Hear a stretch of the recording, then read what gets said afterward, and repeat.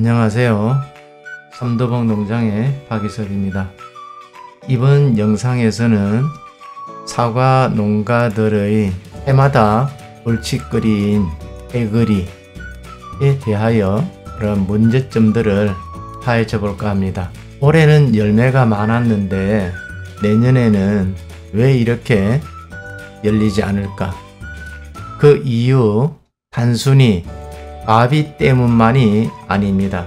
이번 영상에서는 해거리의 근본 원인이 되는 수세 불균형과 그 예방 전략을 종합적으로 정리해 드리도록 하겠습니다. 해거리는 다음 해에 착과량이 급격하게 줄거나 거의 없는 현상을 말합니다. 보통 일반적으로 오해하기로는 결과지가 소진돼서 아니면 바비로 영양이 과열돼서 라고 생각하게 됩니다. 그렇지만 실제적으로는 수세가 균형을 잃었기 때문에 발생하는 경우가 굉장히 많습니다. 수세 불균형하는 것과 해거리는 왜 생기는 것일까?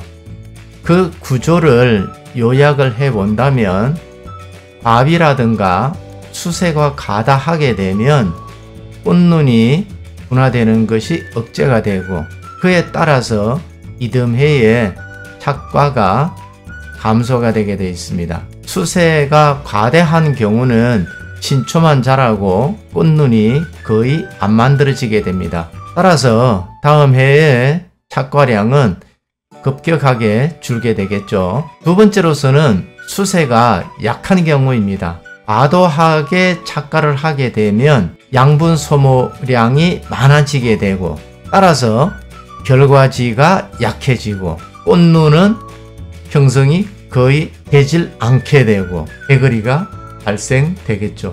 또한 수형이 불균형해도 그렇습니다. 상단만 착과가 되거나 아니면 일부 가지만 자랄 경우 일부 가지에만 해거리가 반복적으로 발생이 될 뿐만 아니라 나무 전체의 균형이 무너진다 하겠습니다. 이 이미지를 참고하시면 이것은 극단적으로 보여주는 예라고 할 수가 있겠습니다. 왜 해거리는 수세 조절에 실패한 후유증으로 이해하시면 되시겠습니다. 해거리가 왜 생기는지 일찌감치 이런 것을 파악한다면 얼마나 좋겠습니까? 지금 제시하는 것을 유념해서 보실 필요가 있겠습니다. 그럼 6월 7월 달에는 신초가 자라는 것을 유심히 관찰을 하게 되면 꽃눈 위치와 신초가 균형적으로 자라는지를 살펴볼 수가 있겠습니다. 또한 8월 9월에는 꽃눈이 분화되는 과정을 확인해 볼 필요가 있겠습니다. 꽃눈의 개수라든가 크기라든가 위치라든가 어느 정도 균형적으로 생기는지 이런 것을 파악할 필요가 있겠습니다. 또한 10월, 11월에는 결과지가 어떻게 생겼는지 꽃눈이 거의 없고 연장지만 있다면 위험 신호라고 생각하시면 되시겠습니다.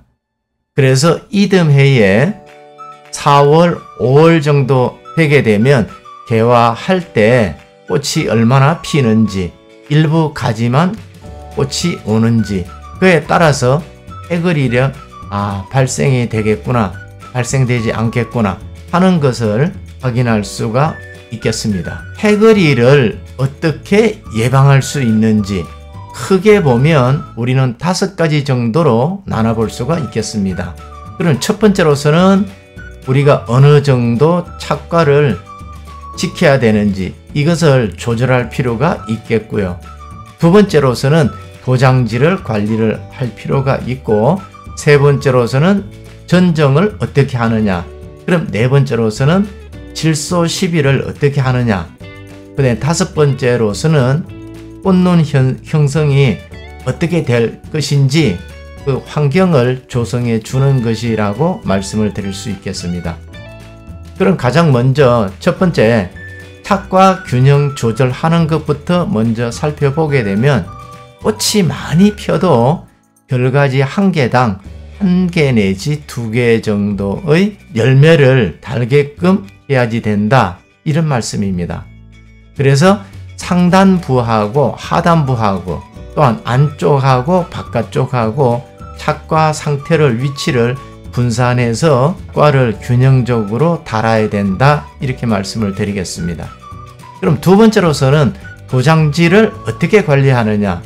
도장지가 많으면 역시 꽃눈 형성되는 것을 억제하게 되겠죠. 여름철에 도장지가 발생이 되게 되면 5월, 6월 달이 되게 되면 조기에 제거하여서 수세를 분산할 필요가 있겠습니다. 앞에서 말씀을 드렸던 대로 전지전정 방법입니다. 결국은 결과지 중심으로 약전정을 할 필요가 있겠습니다. 꽃눈이 형성될 자리를 먼저 만들어 주고 연장지 위주로 강전정은 해거리를 많이 발생할 수 있기 때문에 가능하면 강전정보다도 약전정, 결과지 중심으로 전정을 할 필요가 있겠습니다. 질소 10일을 아비하지 말고 3월달 내지 5월달 정도까지는 질소 비료를 주지만 그 이후에 하반기에는 절대적으로 줄일 필요가 있겠습니다. 그래야지만이 꽃눈 형성이 제대로 되겠죠. 꽃눈 형성이 되도록 환경을 조성한다.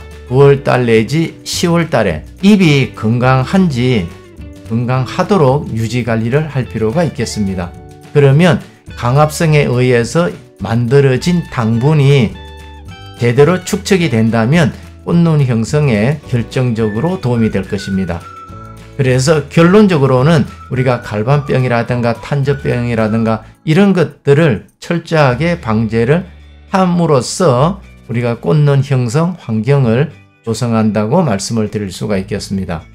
그럼 결국은 해거리를 방지한다는 것은 지금까지 줄기차게 언급이 되고 있는 수세 관리를 안정적으로 한다, 이렇게 이해하셔도 크게 무리가 없을 것 같습니다. 해거리를 예방하기 위해서 어떻게 실천해야지 되는지, 23년도에 예를 들어서 과비로 수세가 너무 과다하게 자랐다, 이럴 경우 그럼 역시 마찬가지로 도장지가 많이 발생이 되겠죠.